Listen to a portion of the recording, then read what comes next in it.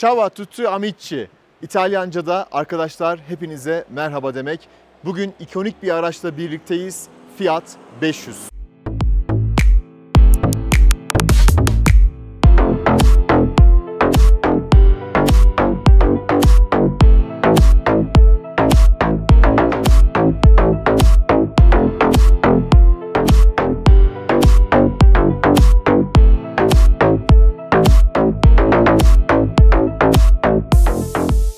Fiat 500 ilk defa 1957 yılında üretildi ve hala günümüzde üretilmeye devam ediyor. Devam etmesini de istediğim bir araç. Fiat'ın farklı bir tarzı olan bir araç. Özellikle tasarımıyla, kendine has özellikleriyle öne çıkıyor. Yolda bir Fiat 500 gördüğünüzde bunun kesinlikle 500 olduğunu anlıyorsunuz. Size bir de aracın kumandasını göstereyim. 500 amblemi var üzerinde.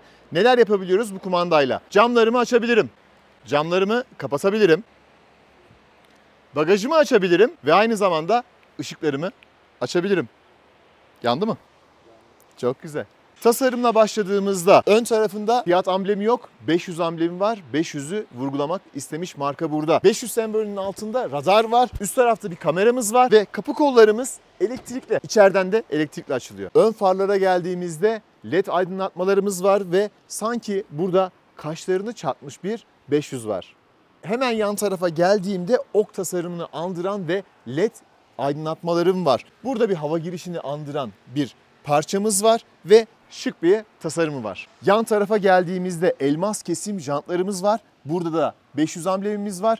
Lastik ebatımız 205/45/17. A sınıfı bir araçtayız ve 17 inç jantlarımız var ve çok güzel gözüküyor. Bu arada aracın rengi rose gold. Ben çok beğendim. Üst tarafta cam tavanımız var. Yanda kocaman bir kapı var. Bu araba 2+1. Yani 2 kapımız var ve burada bir gizli kapımız var. %100 elektrikli ve %500 tarz yazımızda bence çok doğru bir ifade. Madem kapıdan bahsettik hemen açalım. Bayağı büyük bir kapımız var. Diğer kapı burada bir mandalla açılıyor. Buraya muhtemelen yetişkinler sığmaz ama 2 çocuk buraya sığabilir. Ben bir deneyeyim mi? Batuhan, baş mesafem biraz kısa ama içeriye girmeyi başardım. Bu arada bu kapı tasarımı Mazda RX-8'de de var. Ön tarafta başlayan krom hat arkaya doğru geliyor ve kapının üzerinde de aynı şekilde krom hattım var. La Prima birincil demek. La Prima 500 yazımız da burada gözüküyor. Aracın İtalya'da üretildiğine dair pek çok iz var. Onlardan da aracın içinde bahsedeceğiz. Arka tasarımı tek bir kelimeyle özetleyeyim. Çok tatlı. Aracı şarj etmem için ünite burada var. Işıklarımız çok güzel gözüküyor. Park sensörlerimiz var. 500 yazımız, Fiat amblemimiz, spoilerimiz, üstten aşağıya kadar devam eden güzel bir hat var. Burada geri vites ışığı ve sis farımız bulunuyor. Kara plakalık da bu araca çok yakışmış. Şimdi bagajımızı açalım. 185 litrelik bir bagajımız var. Kaliteli bir malzeme kullanılmış burada. Yedek lastiğimiz yok fakat ses sisteminin amfisi burada bulunuyor. Koltukları yatırdığınızda ise bagaj hacminiz 550 litreye çıkıyor. Tutamaktan tutup bagajımızı kapatıyoruz. Ön kaputu açalım bakalım bizleri ne karşılayacak. Amortisör koymuşlar. Harika. Oldukça aşağıya konumlandırılmış bir elektrikli motorum var. Toplamda 118 beygir. Motorla ilgili bilgileri sürüşte veririm. Şöyle bakıyorum. Yalıtım malzemesi kullanmamışlar ki gerek yok. Çok sessiz içi. Malzemelerin yerleştirilmesi ve konumlandırılması, işçiliği de gayet güzel yapılmış burada. O zaman kapatıyoruz. Arka tarafa geçtim. Baş mesafem neredeyse yok gibi. Başım tavana değiyor. Ön koltuk şu anda Batuhan'a göre ayarlı değil. Diz mesafem iyi. Sol tarafta koltuk bana ayarlı ve buraya oturmam mümkün değil. Burası yetişkinler için uygun değil. Boyum 1.85. Normal. Şuradan açtım ve araçtan çıkabilirim. Şimdi ön koltuğa geçelim. Cam tavanımızla başlayalım. Açtım. Yukarıda gökyüzünü görmek çok güzel. 500 amblemim var. Fiat yazım var koltuklarda. Koltuk tasarımı çok güzel. Beğendim. Aynı zamanda koltuklarımızda ısıtma var. El dayamamız. Hemen baktım. Yükseklik ayarı var mı? Yok. Burada bir sürgülü gözüm var. USB-C ve A bağlantılarım var. 12 volt çıkışım var. Termosumu koymak için bir alan tahsis edilmiş. Aynı zamanda burada da termosunuzu koymak için bir alan tahsis edilmiş. Üst taraftan başlayalım. Dashboard'u anlatmaya. 10.25 inçlik parlaklığı, netliği harika ayarlanmış bir multimedya ekranım var. İklimlendirme ayarları için manuel tuşlarım var. Bunu çok seviyorum. Dikiz aynam çok şık. Görüşü yeterli. Burada bir SOS tuşum var. Ondan hemen bahsedeyim. Herhangi bir kaza anında siz basıp bunu aktive edebilirsiniz. Veya bir kaza oldu, ciddi bir kaza oldu, airbagleriniz açıldı, otomatik olarak 112'yi arıyor. Sürüş modlarımızı buradan ayarlıyoruz. Elektronik park frenimiz var ve sesi de buradan ayarlayabiliyoruz. Kablosuz şarj ünitemiz var ve Torino'nun burada bir amblemi var arkadaşlar. Bu da yine İtalya'ya vurgu yapılmış bir unsur. Araç çünkü Torino'da üretilmiş. USB-C A çıkışım yine burada bulunmakta. Çalıştırma düğmem buraya konumlandırılmış. Direksiyon tasarımı çok şık. 2 renk var. Alt tarafı biraz kesik ve gayet güzel. Sol tarafta multimedya tuşlarım, sağ tarafta cruise kontrol tuşlarım bulunuyor. Önümde de güzel bir ekran var. Malzeme kalitesine gelirsek. Sert plastik kullanılmış fakat kaplamaları, desenleri gayet güzel hissiyat veriyor. Torpido gözümüze bakalım. Güzel açılışı var. Derinliği yeterli. Elinizin altında şurada 2 tane tuşumuz var. Bir tanesiyle multimedyalar arasında geçiş yapabiliyorsunuz. FM ya da Spotify'a geçebiliyorsunuz. Sağ tarafta da ses kısma tuşumuz bulunuyor. Ön kapımızı elektrikli olarak açıyoruz. Burada güzel tasarlanmış bir düğmemiz var. Küçük malzemelerinizi koymak için de yeterli alan tahsis edilmiş. Park sensörü, şerit takip sistemi ve ışıklandırma ayarlarınızı da buradan yapabiliyorsunuz. Direksiyonunda yükseklik ayarını ve derinlik ayarını yapabiliyorsunuz. Koltuğun yükseklik ayarına da geldiğimizde herkesi tatmin edecektir. El tutamağının içinde Made in Torino yazımız bulunuyor ve 1957 yılında yapılmış olan Fiat 500'ün logosu var. Aracın dış ve iç tasarımını anlattık. Şimdi sürüşe geçeceğiz. Isparta Fiat Pürlü'ye bu aracı bize tahsis ettikleri için çok teşekkür ediyoruz. Şehir içi turumuz için aracımızı çalıştıralım. Fiat logomuz geldi. Çok hızlı bir şekilde multimedya sistemi çalışıyor. 5 saniye içerisinde Apple CarPlay'inize veya Bluetooth'unuza bağlanıyor. Vites seçicilerimiz burada bulunuyor. D'ye aldım. Park frenini indirdim ve devam edelim. Geri vitese taktım. Geri görüş kameram çok güzel. Netliği hoş. Nereye döneceğimi gösteriyor. Harika. Bence yeterli. Bayır tırmanıyoruz. Şu anda aracın gücünden biraz olsun kullanıyoruz ve harika bir ses var. Elektronik, güzel bir ses var. Bunu biraz size dinleteyim şu virajı aldıktan sonra. Uzay aracı hissi veriyor yani. Evet, gerçekten o konuda. Dış çekimlerimizi Andık Deresi'nde yaptık. Şimdi Kirazlıdere'den aşağıya Isparta'ya şehir içi trafiğine geçiyoruz. Çok da güzel bir yolumuz var. Mutlaka Isparta'ya yolunuz düşerse buraları gezin. Şu anda yüksek bir yerdeyiz. Aşağı doğru ineceğiz. Şarj seviyemiz %91. Size aynı zamanda sürüş modlarından bahsedeceğim. Şu anda normaldeyim. Frene bastığımda rejenerasyon yapıyor. Fakat tek pedalla da bu aracı kullanabilirim. Sürüş modlarımı değiştireyim. Range moduna geldim. Bu bana tek pedallı sürüş imkanı sağlayacak. Şimdi hemen göstereyim. Bu arada şarjım 92 oldu bile.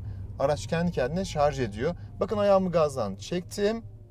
Araç tamamen durdu. Çok güzel.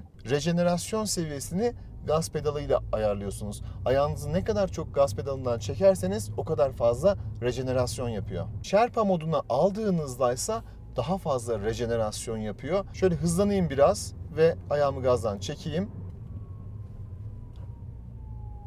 Neredeyse aracı durdurdu ve şu anda durduk. Yaklaşık 2 kilometrelik bir yol aldık, aşağıya indik ve şarjımız hala %92. Demek ki biz bataryaları şarj ettik ve aynı zamanda enerji tüketmedik. Aracın içi oldukça sessiz, görüş açıları çok güzel, önde büyük bir camım var. Yan tarafta zaten kapılar, camlar çok büyük. Aynalarımın konumlandırılmasını da çok beğendim. Görüş açısı olarak herhangi bir sıkıntı yaşamazsınız. Aracın burnu zaten çok kısa olduğu için ön tarafta bir kamera yok. İhtiyacınız da yok. Zaten park sensörleri size gerekli bildirimi yapacaktır. Sol tarafımda bir motorlu var.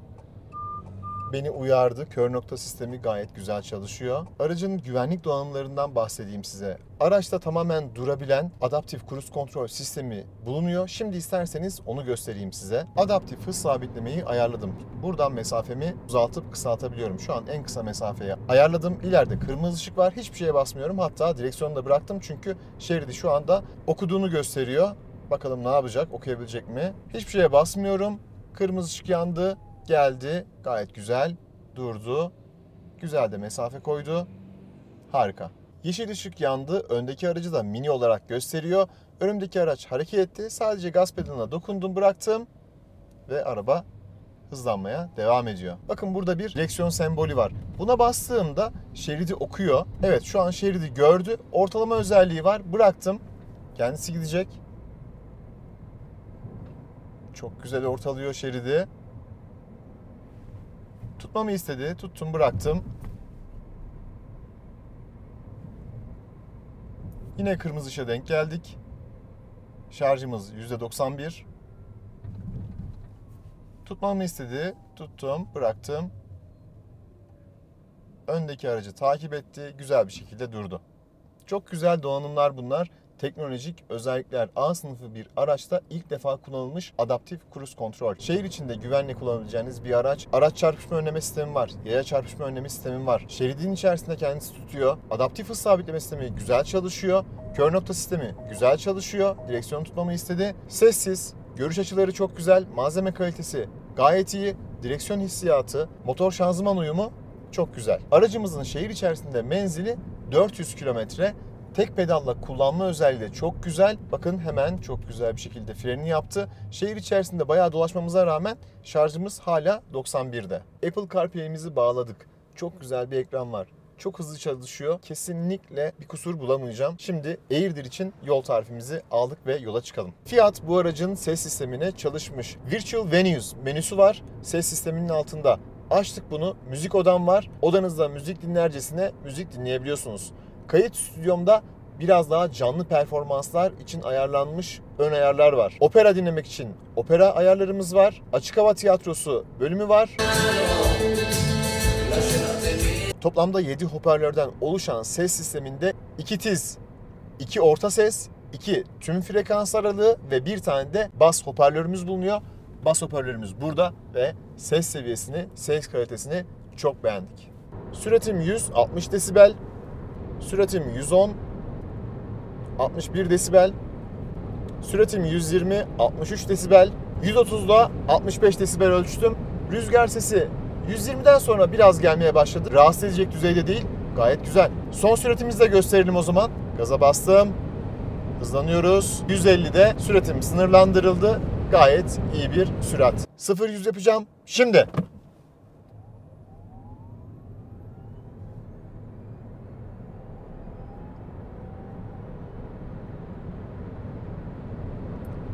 Gayet yeterli hızlanması. Benim hoşuma gitti. Fabrika verisi 9 saniye. Bakalım biz ne kadar ölçtük. Bu arada tabii ki araçta 2 kişiyiz. Panik fren yapacağım. Süratim 100. Şimdi. Çok güzel bir şekilde durduk. Dörtleri yaktı araç. Önde disk, arkalarda kampan olmasına rağmen fren performansını beğendim. Yabancı test sayfalarında 37 metrelik fren mesafesine sahip olduğunu öğrendim. Bunu da eklemiş olayım. Aracımızın viraj performansını ölçelim. Yukarıya doğru bir tırmanma şeridindeyiz. Hızlanmamız gayet güzel.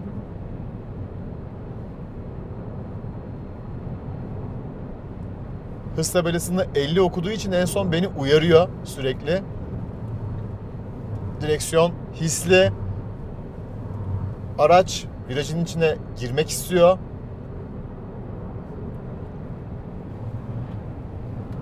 Çok güzel. Hissiyatı çok güzel.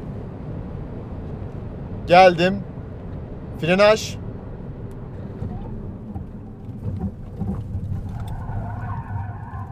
Çok güzel bir şekilde döndük. ESP biraz devreye girdi. Tutuşu, aracın gövde salınımı gayet güzeldi. Tekrar hızlanıyoruz.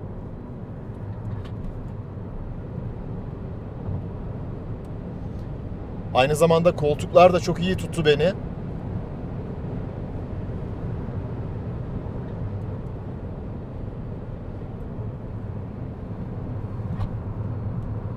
Çok güzel. Çok güzel. Dönmek istiyor.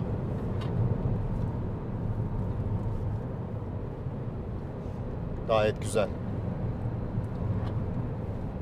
Aracın sürüş dinamiklerini çok beğendim. Direksiyon hissiyatı da çok güzeldi. Araçta kullanılan lastiklerde Goodyear Efficient Grip Performance. Ben hem fren performansını hem tutuş performansını beğendim. Önümdeki ekrandan da biraz bahsetmek istiyorum size. Şerit takip sistemini görüyorum. Hız tabelalarını burada görüyorum. Süratimi ve ekonomik veya performanslı sürüş modlarımı görüyorum. Batarya seviyemi %76 olarak görüyorum. Aynı zamanda şurada sağ üst tarafta normal yazıyor. Orada da e-modlarımı görebiliyorum. Navigasyona geldiğimde navigasyon ekranını önüme yansıtıyor. Bu da çok güzel. Lastik basınç uyarılarını buradan görebiliyorum. Drive Assist menüsüne geldiğimde ise sürüş odaklı bir gösterge paneli var. Tüketim değerlerimi yine bu şekilde görebiliyorum ve aracın ayarlarını, konfigürasyonunu buradan yapabiliyorum. Burada kullanılan ekranın kalitesini ve netliğini de çok beğendim. Araçta sesli komut özelliği de var. Şimdi onu göstereyim size. Sesli komut tuşuna basıyorum. Hey Fiat, sıcaklığı 21 dereceye ayarla. Sıcaklığı 21 dereceye ayarladım.